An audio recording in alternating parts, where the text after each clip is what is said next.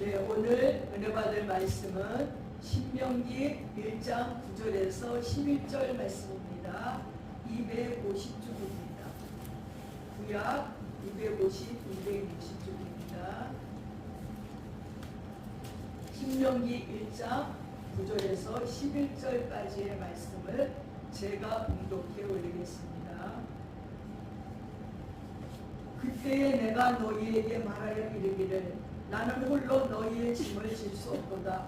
너희의 하나님 여호와께서 너희를 번성하게 하셨으므로 너희가 오늘날 하늘의 별같이 많거니와 너희 조상의 하나님 여호와께서 너희를 현재보다 1000배나 많게 하시며 너희에게 허락하신 것과 같이 너희에게 복 주기를 원하노라. 아멘. 현재보다 1000배나 많게 하시는 하나님의 복을 모두 받으시기를 축원합니다. 프리드리 실러라는 사람이 이런 시를 썼어요. 산다는 것은 꿈을 꾸는 것이다.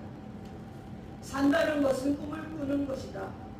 현명하다는 것은 아름답게 꿈을 꾸는 것이다. 살아있다는 것은 꿈이 있다는 것이요, 꿈이 있다는 것은 희망이 있다는 것이다. 희망이 있다는 것은 이상을 갖고 있다는 것이요, 이상을 갖는다는 것은 비전을 지닌다는 것이다. 비전을 지닌다는 것은 인생의 목표가 있다는 것이다.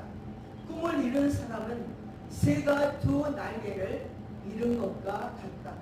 비록 힘없고 하찮은 존재일지라도 꿈을 가질 때 얼굴에 밝아지고 생동감이 흐르며 눈에는 광채가 생기고 발걸음은 활기를 띈다. 살아가는 나날이 씩씩해진다. 꿈이 있는 사람이 행복한 사람이고 꿈꾸는 자가 인생을 멋지게 사는 사람이다. 꿈 있는 사람이 참 인생을 알고 인생의 멋을 하는 사람이다. 꿈이 있는 사람이 인생을 멋있게 살고 아름다운 발자취를 후세에 남긴다. 라는 시를 썼습니다. 사랑하는 여러분, 늘 맞이하는 새해니까 알고 올해도 당연하다고 여기고 그저 그렇게 또 한 해가 흘러갈 것이라고 여겨져서 마음으로도 생각으로도 새로워지지 아니하고 새로운 소망과 꿈을 갖지도 않는 건 아닌지요. 그러나 이 새해는 꼭 살고 싶고 가슴 뛰게 살아야 하는 사람들이 우리 주위에는 얼마나 많은지 모릅니다. 작년에 이어 올해는 유명을 달리하신 분들이 연예계에도 우리 주위에도 너무나 많습니다. 가장 사랑하는 우리 송춘희 권사님 어머니도 작년도 아니고 롯데 1월쯤에 돌아가셨습니다. 또 친구이기도 하고 사촌 언니이기도 한 우리 서영희 목사도 작년에 갔습니다. 또 친구이고 가장 소중했던 어릴 때부터의 친구인 문효순 사모도 얼마 전에 2주 전에 하나님의 나라로 불려갔습니다. 그리고 우리 주위의 많은 성도들도 소리 없이 그들의 거처를 하늘나라로 옮겨버렸습니다. 조금 더 있으면 이곳에 있는 아는 사람들보다는 천국으로 간 사람들이 더 많아질 것입니다. 그리고 그렇게 연예계에서 우리하고 너무 친근하게 어릴 적부터 너무 이쁘고 아름다웠다 생각했던 배우 김진희 씨도 같습니다. 늘상 우리에게 친근하게 요리도 잘하시고 연기도 잘했던 김수미 씨도 같습니다. 아버지 같은 이순재 씨도 같습니다. 그렇게 연기 잘하는 안성기 씨도 같습니다. 늘상 목소리가 쟁쟁하게 들렸던 성우였던 손도순 씨도 같습니다. 너무나 유명한 사람들이 다가오고 나니까 괜히 마음들이 허전합니다. 다 하늘나라로 이사가니 우리도 이제 갈 때가 됐구나, 가야 될 준비를 하겠구나, 그런 마음이 막 듭니다. 그래서 저는 어저께 책을 갖다 진짜 거의 뭐 한 트럭을 다른 목사님, 개척교회 하는 목사님에게 드렸습니다. 또 장미라 목사는 또 옷도 또 한 보따리 좋은 옷을 드렸습니다. 왜 갈 때가 다 된 것 같아서 이제 준비해야 되는 거 아닌가. 저 책을 언제 다 읽어. 내가 지금 이 나이인데 야 내가 죽을 때까지 하루에 진짜 몇 권씩 읽어도 저걸 다 못 읽겠구나. 옛날에 읽은 걸로 만족하고 잠깐 볼 수 있는 걸로 만족하자 하는 생각도 듭니다. 또한 지금 암으로 병원에 입원해 있는 분들이 얼마나 많은지요. 어제는 먼저 뵈 계셨던 장로님이 저희들 메시지 보냈어요. 그분이 1년 전에 저에게 메시지를 보내기를 목사님 저 1년도 못 산대요. 암에 걸렸어요. 기도해 주세요. 근데 이제 1년을 더 사신 거예요. 그분이 보내요. 목사님 제가 1년을 지금 더 살고 있습니다. 그때는 항암 치료도 안 된다 그랬고 그랬는데요. 이번에 가서 진단을 받았더니 날마다 조금씩 좋아져서 이제 항암 치료를 받아도 된대요. 그래갖고 27일부터 항암 치료를 받아요. 기도해 주세요. 너무 반갑더라고요. 장로님 정말 반가운 소식이에요. 너무 감사하죠. 그러면서 이제 비디오를 하나 영상을 보내줬어요. 목사님 이걸 보시면 제가 지난 시간에 지냈던 그 이름이 있으니까 한번 봐주세요. 했더니 이분이 서울고등학교 나와서 동창회를 가신 거예요. 그래서 서울고등학교 동창회에 참 보였는데 앞에서 이분이 아주 좀 풍생풍사를 사는 게 멋져요. 그러니까 노래를 부르는 거예요. 이제 노래를 이제 마이크를 잡고 노래를 부른 다음에 자기가 이제 아팠던 회사를 또 거의 30몇 년 동안 회사를 한 얘기를 쭉 하면서 그동안 몇 년 동안은 회사를 한다 하는데 이번에 몸이 조금 좋아져서 자기가 명동에다가 사무실을 하는 거예요. 근데 얘기 듣는데 제 의상실이 있었던 그 근처에 바로 명동역에서 내려서 공무원이 프레스테인가 거기 옆에다 사무실을 냈는데 그 사무실은 일을 하려는 사무실이 아니라 놀려는 사무실이라는 거야. 비밀번호도 다 가르쳐주는 거야. 그렇죠? 아무나 어느 때나 오셔서 여러분들이 자기 명동을 좋아하기 때문에 명동 괜히 한 바퀴 돌면 되니까 그래서 얻었으니까 여러분도 명동에 나와서 한 바퀴 돌고 사무실에서 커피도 마시고 여러분 지나가시면 좋겠습니다.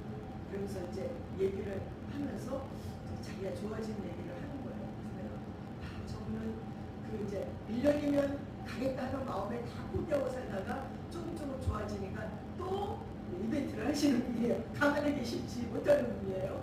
그래서 이제 그렇게 하는 걸 보면서 그 얼굴도 너무 좋아졌더라고요. 옛날에는 완전히 진짜 이렇게 막 죽음이 앞을 가리는 것 같았는데 쌤이 있어지셨더라고요. 더 멋있어지신 것 같아요. 그러면서 이제 얘기를 하는 걸 들으면서 그분이 아니죠. 내 곁에 너무너무 사랑했던 자들이 지금 암으로 또 한 여자 목사님은 또 27일 날 너무 감사하게 거기도 수술이 안 된다고 그랬어요. 너무 암이 커서. 그래서 항암을 갖다 이게 작아지면 되는데 좀 작아졌대요. 그래서 이제 27일 날 췌장암 수술을 받아요. 그래서 기도해달라고 하고 주위에 너무 많이 진짜 어떻게 갑자기 이렇지? 아니 이렇게 다들 아프지 않으면 가시지 않으면 괜히 허전하고 헛한 것 같은 그런 마음이었어요. 그러니 우리가 사는 이 하루하루가 얼마나 소중한지 몰라요. 병원에 있지 않고 중환자실에 있지 아니하고 암수를 받으려고 대기하지 않고 아니 이렇게 살아서 하나님께 예배드릴 수 있다는 것이 얼마나 벅찬 감격인가 하는 생각이 듭니다. 그분들이 우리를 봤을 적에 얼마나 부럽고 이 하루하루가 얼마나 소중하겠습니까? 정말 산다는 것은 꿈을 꾸는 것입니다. 맛있는 음식을 먹고 사랑하는 이들과 다정히 살며 대화하고 여행 가고 예배드리고 기도할 수 있고 말씀 볼 수 있는 그런 꿈을 꾸고 산다는 것은 신비이고 신나는 일입니다. 살아있다는 것이 꿈이 있다는 거예요. 2026년대는 꿈을 꾸세요. 인생을 멋지게 사는 아름다운 발자취를 후세에 남길 꿈을 꾸시기 바랍니다. 현재보다 1000배를 많게 하신다고 하신 하나님의 복을 받으시기 바랍니다. 전 요즘에 생각해 봅니다. 많은 사람들을 만나서 이야기를 들어봅니다. 우리가 자라온 어린 환경이 참 안 좋았어. 우리 어릴 때 왜 이렇게 가난했지? 왜 이렇게 먹을 게 없었지? 아버지들은 왜 이렇게 술을 좋아했지? 그런 생각을 했거든요. 유명하다고 만난 사람들의 얘기가 똑같아. 다 아버지가 술에 취해서 하셨대. 다 너무너무 가난했대. 그 말을 들으면서 야, 참 신기하다. 아니 어떻게 그때 아버지는 어디 가서 공부한 것도 아니고 어떻게 그렇게 술을 드셔서 다 일찍 가시고 자녀들이 너무 괴로워하고 그래서 자녀들이 막 열심히 공부하고 고난 중에 알바하고 막 이러면서 그 각 예술계통 각 계통에서 저렇게 훌륭한 자들이 된 걸 보면서 야, 진짜 모두가 어려운 인생을 살면서도 꿈을 잃지 않고 살았구나 하는 생각을 합니다.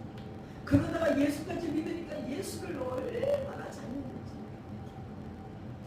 이번에 기도하러 에스더 기도 운동국에서 북한이 통일되게 달라 기도하러 갔어요. 월요일부터 금요일까지. 나는 좀 쉬면서 살 줄 알았어요. 이게 무슨 기도를 아니 금식하면서 계속 기도를 한 강사가 끝나고 기도를 와박 하고 이제 좀 쉬다 보다 다음 또 나와서 이번 기도는 또 이거 나중에 내가 졌다 그래서 졌다. 우리가 교회에서 기도 조금만 오래 하면 짧게 하고 막 어쩌라 붙였는데 이거는 하루 왼종일 기도를 계속해 24시간. 그래서 10시에 끝나서 이제 끝나다 또 철회하신대. 내가 속으로 정말 잠도 안 자고 먹지도 않고 계속 기도. 금요일에 끝나서 이제 온다 했더니 또 내일부터 또 시작한대. 금요일 끝나게 하면 좀 이따부터 또 시작한대. 그래서 우리 도망갔어요. 아이고 우리는 끝난 거야. 다음에 해야지. 그렇게 끊임없이 기도하는 자들이 아직도 있기 때문에 이 대한민국이 이만큼 살고 있는 것은 아닙니다. 위태한 것 같아도 하나님께서 봐주고 계시지는 않는가 하는 생각을 했습니다. 이런 이야기가 있죠. 여러분도 많이 들었을 거예요. 나폴레옹이 아직 황제가 되기 전에 초기 전쟁 때에 이 북을 치는 전쟁터를 쫓아다니면서 북을 치는 한 소년이 있었어요. 이 소년은 총을 들지 않았고 그리고 전술 같은 것도 아무것도 모르지요. 다만 주인간의 명령에 따라서 북을 치는 그런 역할만 맡고 있었어요. 근데 이 전쟁이 너무 치열해지자 총알이 빗발치고 병사들이 막 쓰러지는 거예요. 그래서 나폴레옹의 육군은 이제 패전했어요. 그래서 후퇴하지 않을 수 없게 됐습니다. 그때 이 분산된 군인들의 마음속에는 오직 도망가야지 하는 생각뿐이 없었어요. 너무 겨울이라 날씨도 춥고 뭐 앞으로 간다는 거는 뭐 말이 안 되는 거라서 다들 도망갈 준비만 하는데 그때 붙이는 소년에게 상관이 명령합니다. 후퇴의 구을 차 그러는 거예요. 근데 이 붙이는 소년이 하나만이 나는요 후퇴하는 붙이는 것을 배우지 못했어요. 앞으로 전진하는 북소리만 배웠지 어떻게 해야지 후퇴하는지 몰라요. 그러니까 전진하는 북을 양반 죽을 인해서 치는 거예요. 그랬더니 이 군인들은 모르잖아요. 이 지금 상황이 어떻게 돼. 아니 이 상황에도 앞으로 가는데 이 북치는 소리가 얼마나 강렬하고 얼마나 열심히 치는지 낙담하고 동요됐던 이 병사들이요 용기를 내서 그냥 에이 이판사판 죽는 거다고 막 앞부령에 나간 거예요. 그래갖고 승리하고 저 전투에 나폴레옹이 정렬을 하고는 거기서 외치는 거예요. 여러분들도 수고했지만 이 전투에서 가장 용감한 병사는 전진하라는 북을 친 저 소년이라고 칭찬을 했다는 이야기가 있습니다. 사랑하는 여러분, 그리스도인 생애에서도 마찬가지예요. 어떤 때 우리는 낙담해서 물러갔으면 좋겠다고 생각될 때가 더러 있습니다.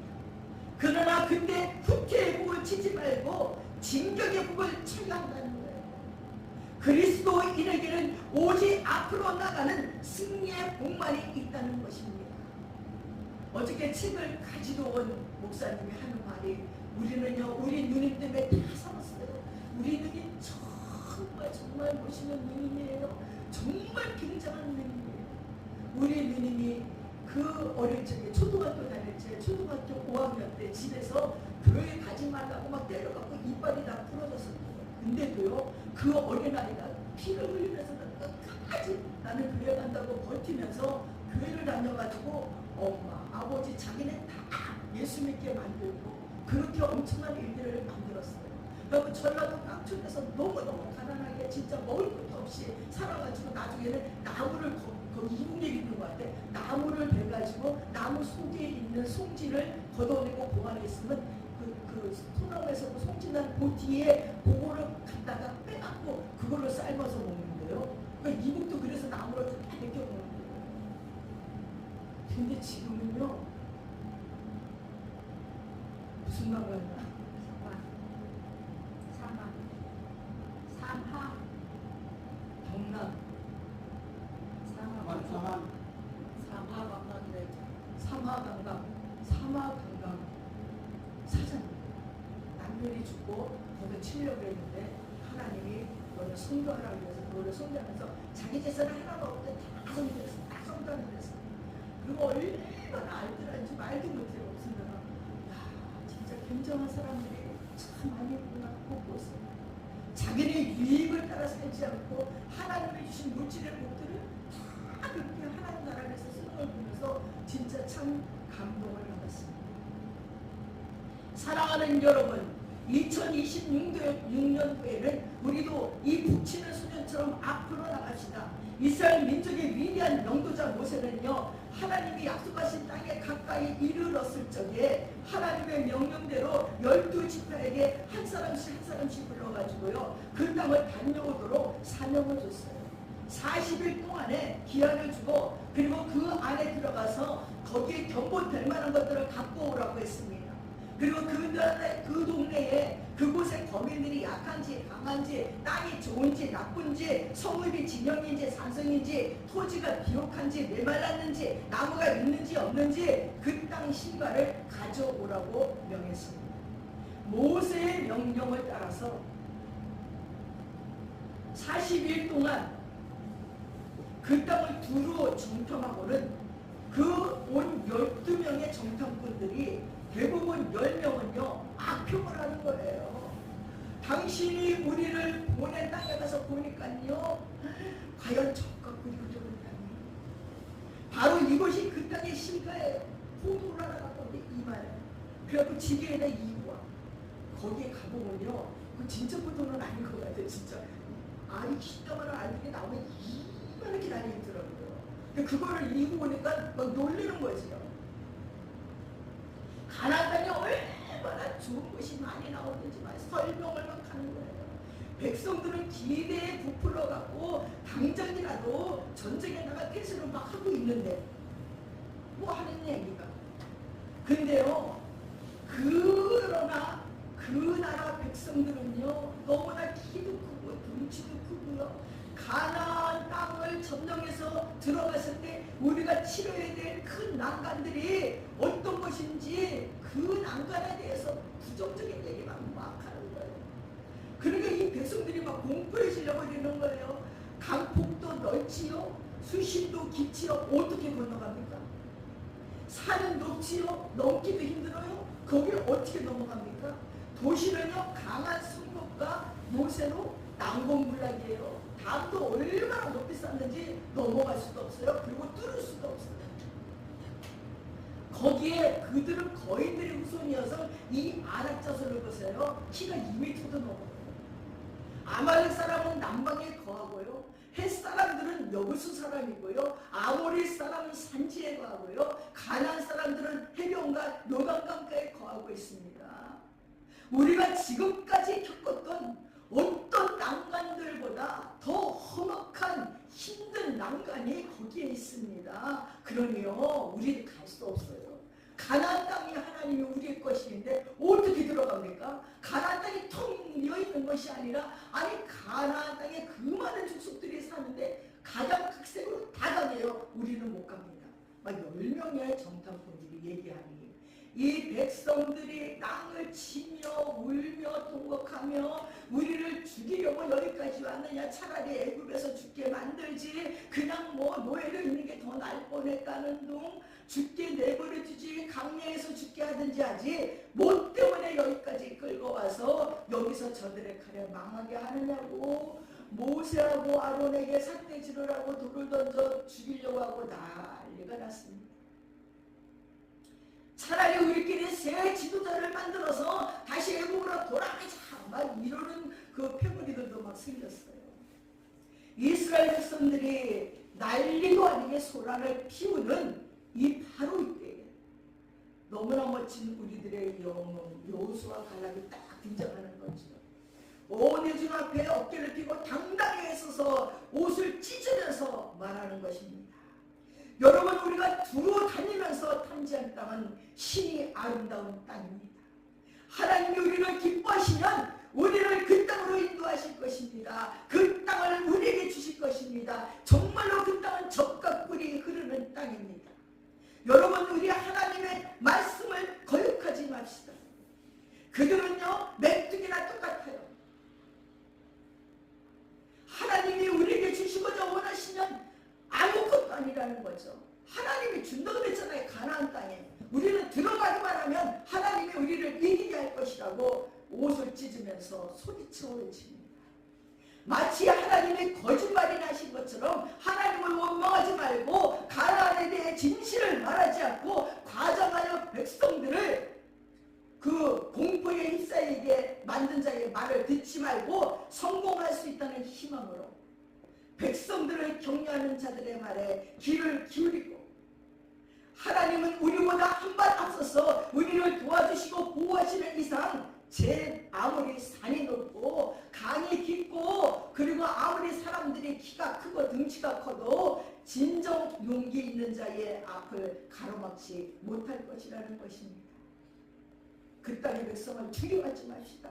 그들은 우리의 팔이에요. 그들의 보호자는 그들을 떠났고 여호와는 우리와 함께 계십니다. 그들을 두려워 말고 앞으로 나갑시다 라고 백성을 위로하고 격려했습니다. 하나님이 약속하신 행복을 곧 얻을 것이라. 그리고 여호수아의 뒤를 따르는 사람들은 결국 약속의 땅으로 다 들어갔어요. 부정하며 그렇게 난리 피던 자들은 광야에서 다 죽었어요. 오로지 여호수아와 갈렙의 말을 듣고 긍정적인 생각을 갖고 앞으로 나아간 자들은 가나안 땅에 다 들어갈 수 있었다는 것입니다. 사랑하는 여러분, 이 세상에서 승리하는 사람들은 다 적극적인 정신과 태도를 가지고 살았습니다. 1년 내내 동부에서 사는 알래스카 에스키모인들에게 냉장고를 팔아먹은 사람이 있대요. 나는 제가 20대 때 어떤 남자친구가 나보고 말을 잘한다고, 야, 너는 에스키모인들한테 가면 냉장고 팔고 오겠다. 저 아프리카 가서는 뭐 신발을 팔고 오겠다, 막 연돈 팔고 오겠다, 막 이랬던 얘기를 지금 들어보니까 진짜 그런 거예요. 그 에스키모인들에게 냉장고를 팔아먹었대요. 한평생 눈구경 못하는 사막국가로 하여금 제설차를 수입하게 만든 사람도 있어요. 에스키모인들에게 냉장고를 선반 대신에 사용하게 만들었어요. 냉장고를 사가지고 얼마나 이 사람이 적극적으로 팔았습니다. 아프리카 사막에서는 이 제설차 알지요? 눈이 오면 이렇게 눈 씻는 차, 그게 아프리카에 왜 필요합니까? 1년 내내 눈이 안 오는데. 근데 이 제설차를 번번이 불어오는 태풍으로 고속도로에 가득 찬 모래를 그 치우는 데 쓰는 걸로 팔아먹었어요. 이 대단한 사람들 아닙니까? 만약에 이들이 긍정적인 사고를 가지지 않았다면 어림없을 겁니다. 손도 안 뻗을 것입니다. 얼마나 적극적인 쓰일질을 했으면 에스키모인들에게 냉장고를 팔고 아프리카에 제설차를 팔겠습니다. 이런 일도 있습니다. 아프리카에 진출하고 싶은 신바레스가 있었어요. 두 사람의 직원을 파견해서 시장 조사를 시켰어요. 한 사람은 시장 조사 후에 말하기를 아프리카 진출을 포기해야 됩니다. 아니, 신발 신는 사람이 한 명도 없어요. 거기서 어떻게 신발을 팝니까? 신발을 안 됩니다. 그랬어요. 근데 다른 한 사람은 그게 아니에요. 아닙니다. 지금껏 신발을 신어본 적이 없으니 그들에게 신발을 팔 수 있는 기회는 무궁무진하다는 거예요. 똑같은 상황에서 동일한 사물을 보고 내리는 결론이 이렇게 다를 수가 있습니다. 사랑하는 여러분, 어떻습니까? 적극적인 태도를 가진 사람은 분명한 목표를 세워요. 그 목표를 달성하기 위해 7,8기의 끈질긴 노력을 계속합니다. 그는 고난과 싸우고 시련을 극복하고 유혹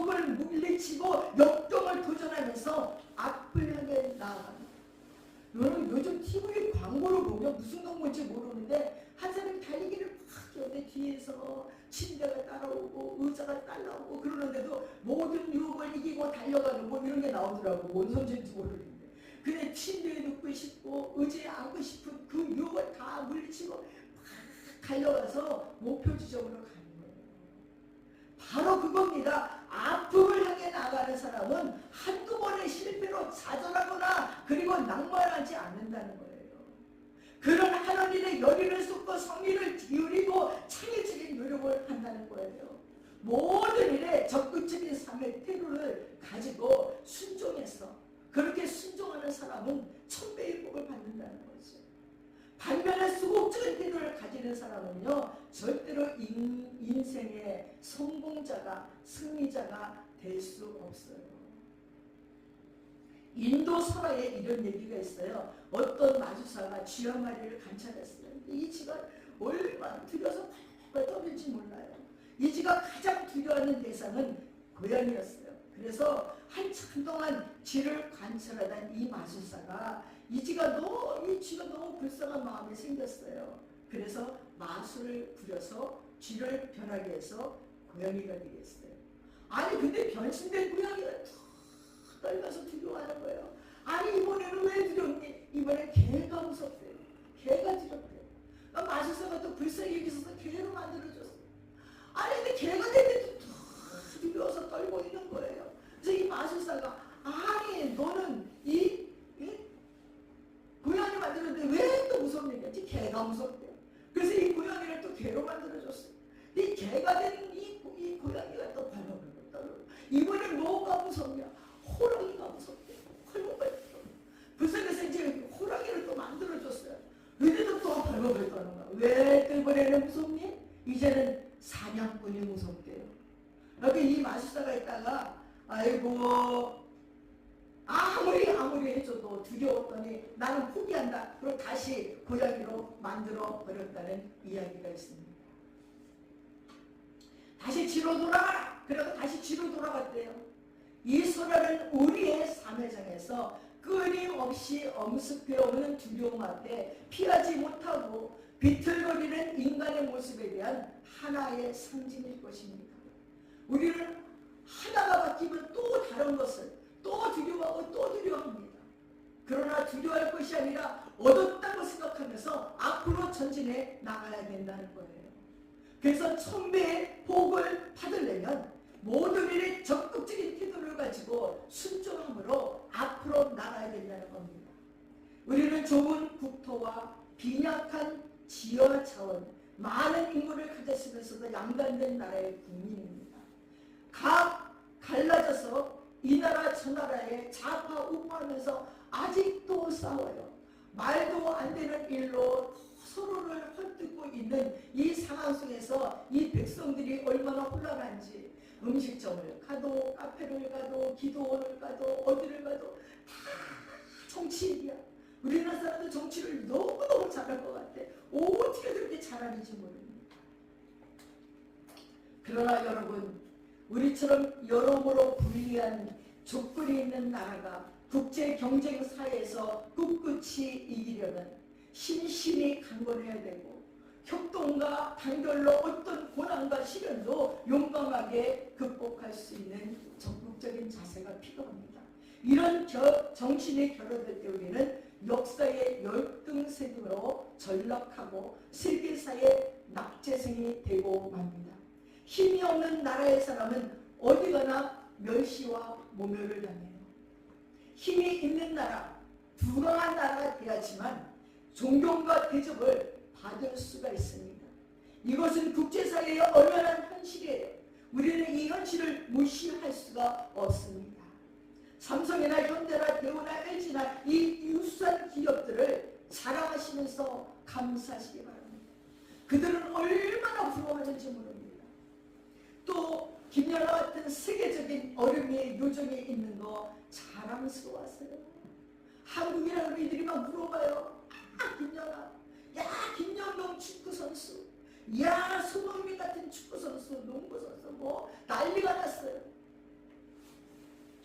한류의 물결을 동남아에 유럽으로 흘러보내는 BTS나 배우들, 연예인들에게 감사하십시오. 이번에 BTS가 이 고향에서 연주를 한대요. 그래갖고 근처에 호텔들이 다 10,000원이래요. 10,000원. 얼마나 멋있는 일인지 모릅니다. 얼마나 많은 자랑스러운 한국인들이 있는지요. 요즘 TV를 보다가 어쩜 우리나라에서 노래를 이렇게 잘 불러요. 아니 노래 못 부르는 사람이 하나도 없고 못생긴 사람이 하나도 없고. 중앙아메리카 쿠바는요, 자국 지폐에 한국 국기를 그려넣어서 기념 화폐를 만들겠다고 합니다. 이 코로나 백신과 의료 제품을 지원해줘서 위기를 극복했다고 그 은혜를 갖겠다는 거예요. 그래서 한국 방산무기를 대량 구입하겠다는 거예요. 칠레의 보리치 대통령은요, 한국 K-팝 팬들의 지지를 받아서 권좌에 오르게 됐대요. 그래서 보리치 자신도 K-팝 팬이라고 말합니다. 그러나 한국이 자기를 대통령으로 만들었다고 자랑스럽게 얘기하는 합니다. 어떻게 한국을 안 좋아할 수가 있겠느냐는 거예요. 유럽에서도 한국의 인지도는 대단해요. 러시아 우크라이나 전쟁이 지속되면서 나토 회원국이 우크라이나에 엄청난 무기를 지원하면서 자신들이 한계를 느꼈는지 계속 한국과 협력을 요청하면서 한국도 나토 무기 지원을 풀어달라고 요청해요. 러시아와 인접해 있는 동유럽 북부의 폴란드는 아예 한국 방산무기를 모조리 다 사겠다고 수십조 원을 투자하고 있어요. 사랑하는 여러분, 어느새 연약한 한국이 이렇게 세계 속에 등장하는 그런 나라가 됐다는 것입니다. 세계 속에 빛나는 한국의 우상이 됐어요. 이들이 3월 자신의 일을 얼마나 적극적으로 하는지 압니까? 노래 하나, 춤 하나, 물건 하나 만드는데 얼마나 적극적으로 쏟아놓는지 몰라요. 우리는 적극적인 민족이 되어야 됩니다. 과거에는 소극적으로 살았습니다.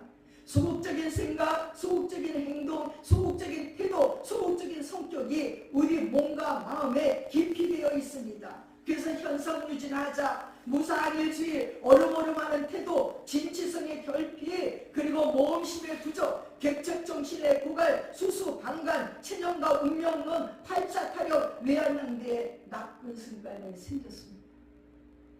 우리는 새로운 마음과 새로운 용기로 이 낡은 그런 인습을 과감하게 제거해야지만 천배의 복을 받아서 후손들과 함께 누리며 살 수 있습니다. 그 천배의 복을 받기 위해서는 신명기 1장 11절에 천배나 복을 받기를 원한다고 모세가 말하잖아요. 그 천배의 복을 조상들의 불수종 때문에 못 받았다는 거예요.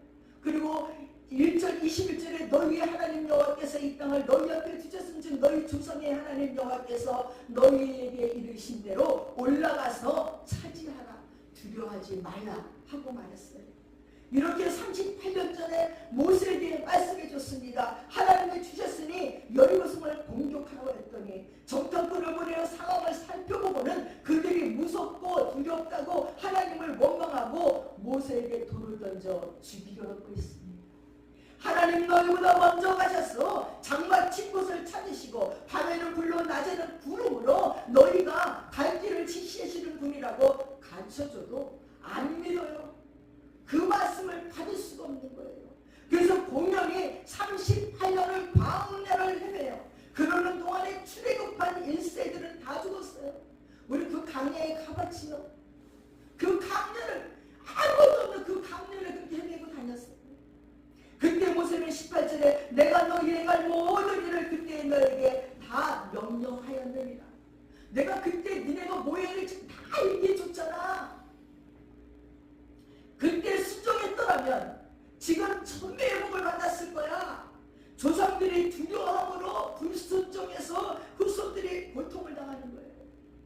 신앙은 조상과 깊은 관계가 있습니다. 신명기는 민수의 재해석이라고 반복이라고 할 수 있어요. 그 천배의 복을 왜 못 받는가? 순종하지 않았기 때문에. 인도를 행하다 보면 그 나라는 불교 종족이긴데 더럽기가 한이 없어요. 호텔에서 또 빈민촌 같은 호텔이에요.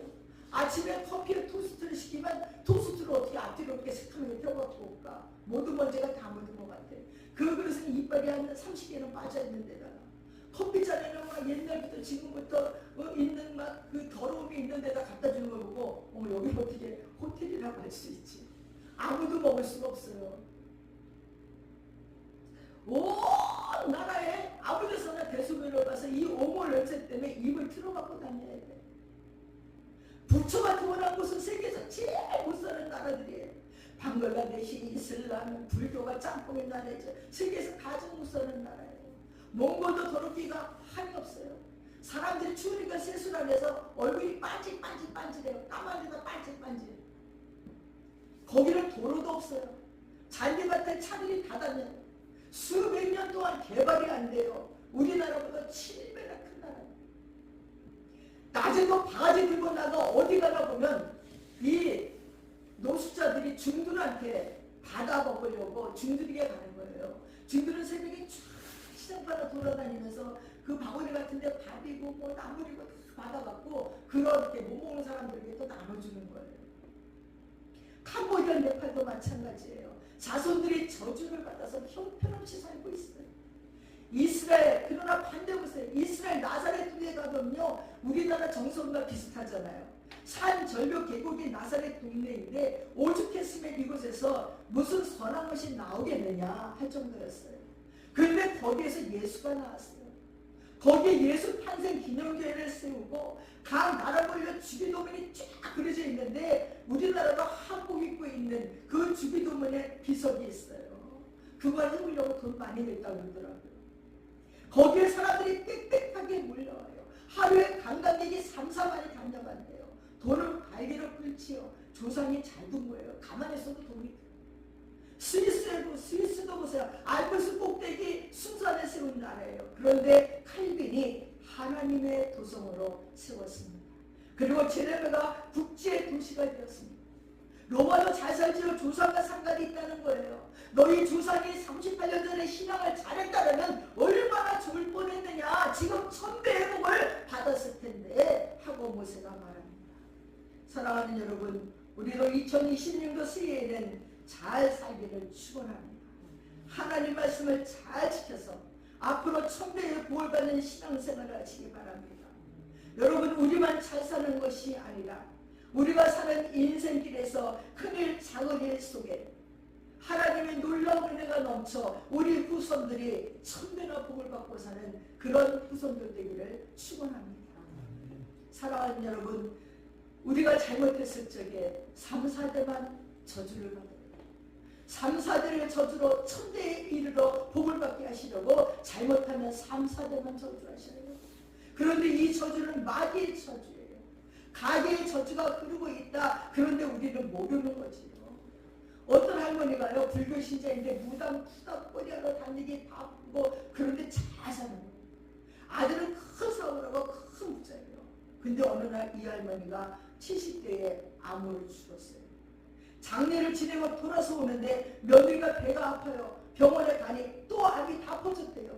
그 며느리가 석 달 만에 죽었어요. 그리고 아버지 회사는 폐쇄시켜버리고 직원들이 고소를 하고 지어놓은 아파트는 하자고수를 하고 거지가 되었어요. 마귀의 저주를 받았으니 예수 믿으라 하니 예수가 어디 있느냐고 절간으로 가는 거예요. 저주는 마귀로부터 오는 것입니다. 회개하지 않으면 하나님의 말씀이 들리지 않아요. 그리고 마귀가 그를 지배하고 그 영혼을 저주 가운데로, 멸망 가운데로 인도해 가는 것입니다. 성경에 보면 어릴 적부터 기먹고 벙어리 된 자, 더러운 귀신이 들어온 자가 불순종하는 하나님을 무시하는 거예요. 어릴 때부터 기먹고 벙어린 자, 된 자가 그냥이 아니라 귀신이 들어와서 그렇게 됐다는 것입니다.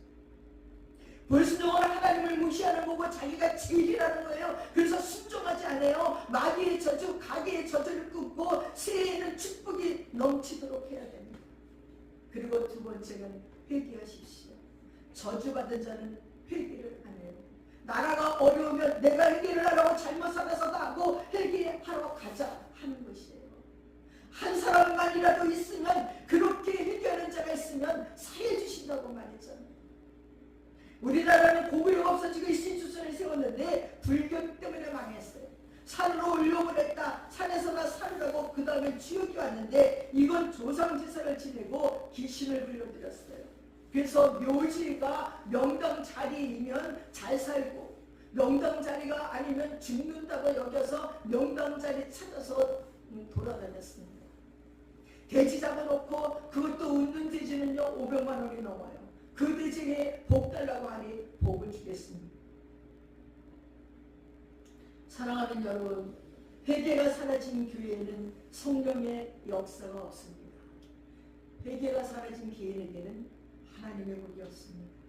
눈물의 기도가 없는 교회에 성령의 역사는 없습니다. 주님과의 만남은 눈물 없이 만날 수 없는 진한 감동의 시간입니다. 우리에게 교회를 주심은 죄의 회개함으로 성령으로 깨끗하게 씻음받고 성령의 사랑으로 거듭나게 하기 위해서 교회가 필요하기 때문입니다. 교회를 가는 이유는 진정과 신령으로 내 마음을 다하고 성품을 다하고 주 하나님을 예배하기 위함이고 성령을 선물로 받기 위함입니다. 회개하라 말하면 주눅이 드는데 주눅들 필요 없습니다. 회개는 죄의 길을 가던 길을 멈추고 갈아타는 거예요. 마귀와 가던 길을 돌이켜서 예수와 가는 걸 회개라고 합니다. 회개는 아베크예요. 데이트예요. 주님이 나와 함께 가자는 것이고 주님과의 데이트에 동행하자는 것이에요. 이것이 회개입니다. 주눅 들고 때리고 그렇게 안 해요. 기쁨과 희열과 평안을 주시면서 우리를 이끌어 가십니다. 그런데 언제부터인가 죄회개가 사라졌어요. 예배 시간에 성령의 역사가 사라졌어요. 성령 받지 못하고 주님 만나지 못하는 예배는 헛예배를 드리고 돌아가는 거예요. 나를 위해서 십자가에서 온갖 모진 고난과 모욕을 받으시고 죽어주신 예수님을 만나지 못한 예배는 아무 의미가 없습니다. 2026년도에는 예수님을 만나는 예배가 되시고 천대의 복을 받는 한 해 되시기를 축원합니다. 기도하겠습니다. 사랑하는 아버지 하나님, 하나님은 새해 벽두부터 우리에게 정말 천대의 복을 받는 자들로 살게 하기 위해서 오래전부터 복받는 비결을 말씀해 놓았지만 미련하고 어리석어서 다 잊어버리고 광야 같은 인생을 살았냐고 허덕이면서 삽니다. 그러나 하나님 2026년도에는 하나님의 말씀 안에 순종하고 기도로서 영역을 키워나가면서 하나님의 우리에게 주신 말씀을 잘 지켜 천배의 복을 받는 하나님의 사람들이 되게 도와주시고 이 나라 이 민족도 축복해 주시고 우리 교회도 축복해 주시고 이곳에 속한 하나님의 백성들도 축복해 주셔서 하나님의 임재와 성령의 충만함으로 날마다 형통한 삶을 살아가는 2026년도가 되도록 축복해 주시옵소서.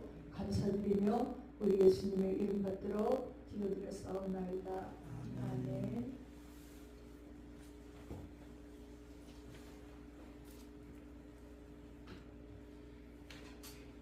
다 함께 자리에서 일어나셔서 179장 찬양하겠습니다.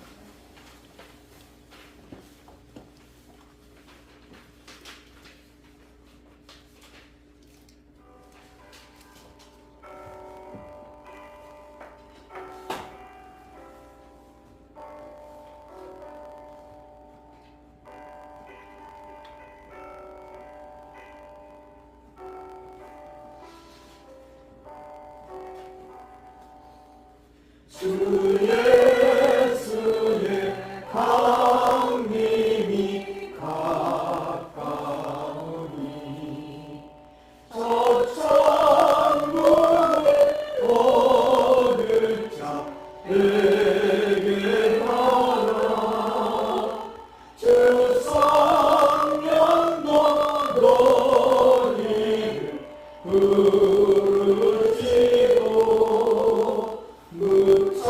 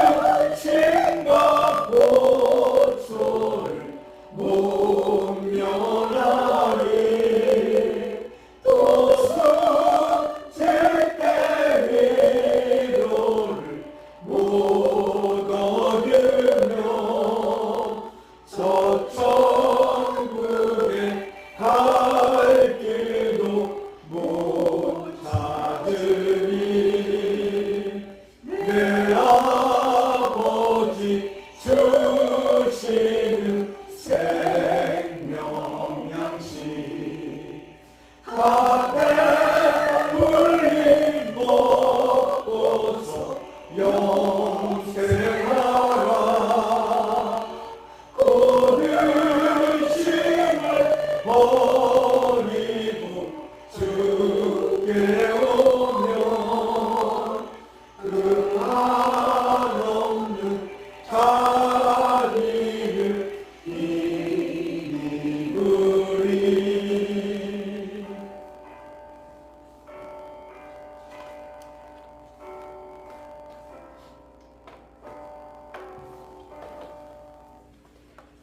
주기도문 드리겠습니다.